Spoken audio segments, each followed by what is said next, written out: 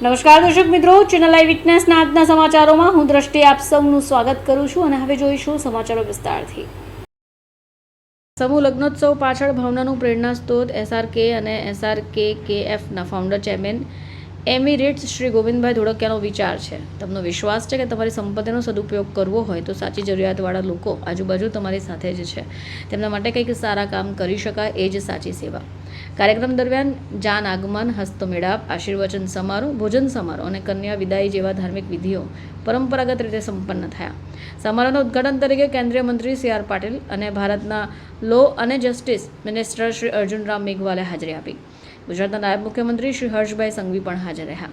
વિશેષ મહેમાનોના સુરત મહાનગરપાલિકાના મેયર શ્રી દક્ષેશ માવાણી, સુરતના કલેક્ટર સૌરભ પારગી, સુરત શહેર police commissioner Anupamsinh Gahlaut, Indian નેવીના કેપ્ટન શ્યામકુમાર સહિત રાજ્ય અને દેશભરના સાંસદ, ધારાસભ્ય, ઉચ્ચ અધિકારીઓ પણ હાજર રહી નવ દંપતીઓને આશીર્વચન આપ્યા હતા।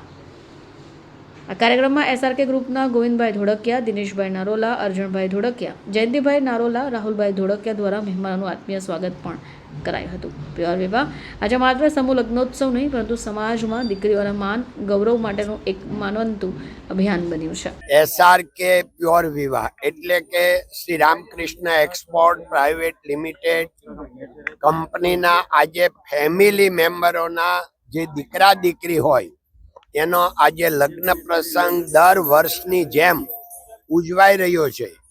આ વખતે ભગવાનની કૃપાથી લગભગ 75 યુગલો લગ્ન ગ્રંથથી જોડાઈ રહ્યા છે।